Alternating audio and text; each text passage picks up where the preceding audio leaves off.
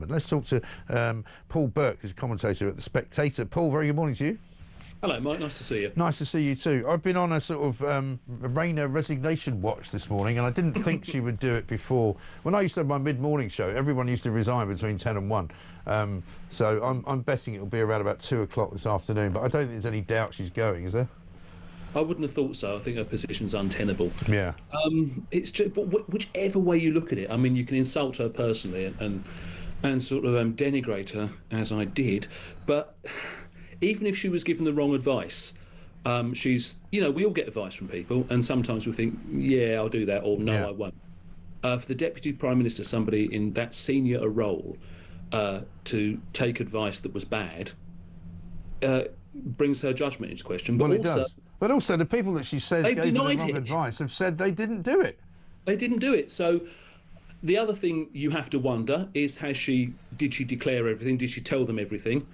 Because, if you've been done for drink and driving, and then you get your insurance and you don't tell them that, right, they can't be blamed for giving you the advice that the premium will cost this much. Right. So it's just all wrong. But the thing is with her is, I can't believe anyone couldn't see it. No. Look at her. I mean, just the way she behaves, the way she comports herself. Right. She was on the other night, and she said, I thought I'd done it all proper. Right. And really? Yeah.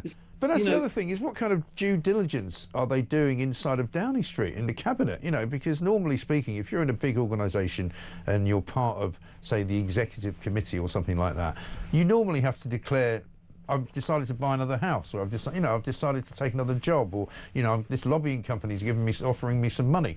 And normally speaking, you'd have sort of some compliance officer to make sure they run the rule over it, make sure you're not screwing anything up, right? You'd have thought so. But obviously they don't do that either. But it's not the first time. There's that thing where she sued the NHS for negligence, right, about the way they treated her son. That's one thing. But then she's always praising the NHS. Yeah. And then she dipped into his £162,000 compensation to buy her own house, then sell it on. Yeah. I mean, it's just none of it. And also, we've learned today from the Telegraph that they massively overinflated the worth of the home. Yes. 650,000, and similar houses in the area were going for less than 400,000 a couple of years earlier. It's just, I mean, it's a common. I mean, I hate to generalise, but I have never met someone who proclaims their left-wing credentials who isn't within, just don't even scratch the surface, obsessed with money. Yeah, it's not fair. You've got more than me. I want. And I think she's one of those people. Yeah. And sometimes they feel more entitled to it because they didn't have any as a child. Yeah, absolutely. And she's gone from being she's gone from being a grandmother of 34 or 35 or whatever it was to sort of apparently some kind of multi-millionaire. And we wonder how that happened. But it's just that it was so obvious that she's that sort of person. Right. And as I said before, if you're brought up with those people, you go, oh yeah. I mean, we had one round our she reminds me of a woman round our way called Slack Alice, right? Who's like the local benefits cheat, right? And every council estate, every sort of working class area is full of people like that. Yeah. And anyone from the working classes, I would contend, can just go, yeah, that's what she's like. Can't you see it here? What's the matter with you? Yeah, she goes out with her slippers on at about 12 o'clock every day because it's the earliest she gets up. And unfortunately, as Deputy Prime Minister, you have all sorts of, quite rightly, privileges and things like that, and you have to be held to a higher standard. Yeah. And if anyone can think of a reason, please, I'd love to be wrong. Tell me why she's good. Tell me what she's good at. Tell me what she's done. Well, they say that she's a great communicator. I don't necessarily agree with that because... I don't. I think she's one of the most inarticulate politicians since John Prescott. Exactly. She placates the left wing of the party. Well, maybe, but she's obviously got far too big for her big bother boots, and she obviously thinks she's some kind of second coming of Jesus Christ. And that's unfortunately what politics does to people, isn't it? It does, and politics and rock and roll. They all start to think they're God's gift, and they're walking around like nobody can touch me because I'm cool, I'm great, I can do anything. Well, it's when you haven't put the work in. When you haven't. I mean, there's a lot of working. Even Prescott did then take himself as a mature student to Ruskin College, and she's just come up through the unions, and anyone The unions. That was just the very easy way of working class people, stuff you, what's in it for me? Right. And don't actually do any work. Just get yourself involved in the union administration, and that'll be fine. And the trade unions, I have to say, were a wonderful thing because they stopped people being exploited and kids being shoved up chimneys. But by the time we were all aware of them in the 70s and 80s, they were rotten. Well, they ruined Britain. Yeah. There's no question about that. And it took a long time to recover from it, but they appear to be back. We've got a tube strike coming next week in London. We're going to have another doctor's strike coming up soon. Nurses are going on strike shortly. The whole public sector is kind of revolting against this Labour government because they know as soon as they ask for money, they'll get it. Well, look, Keir Starmer's like the supply teacher, isn't he?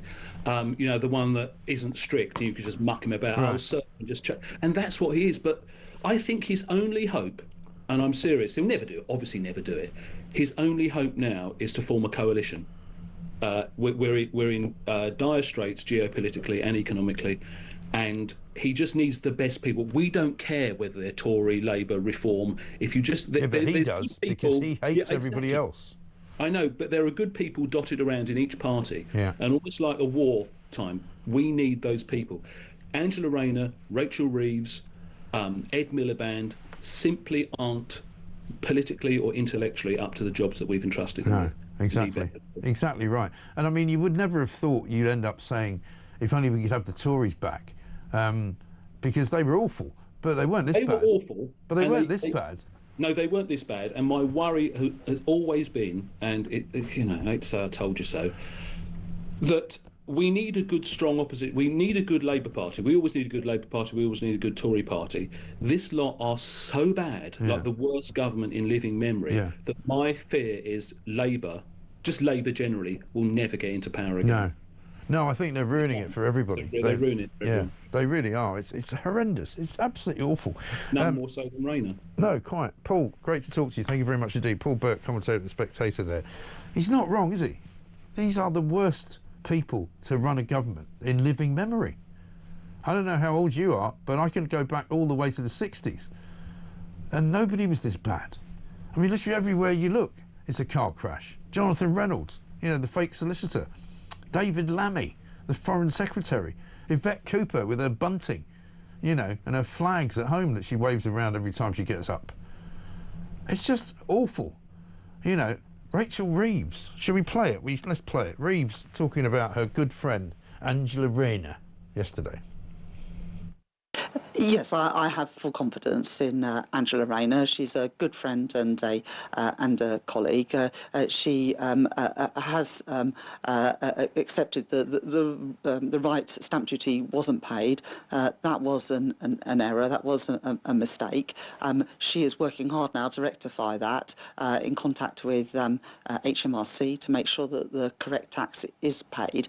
Anyone that saw Angela's statement yesterday, saw her interview yesterday, I think will have a lot of sympathy with some of the challenging family circumstances around Angela's disabled.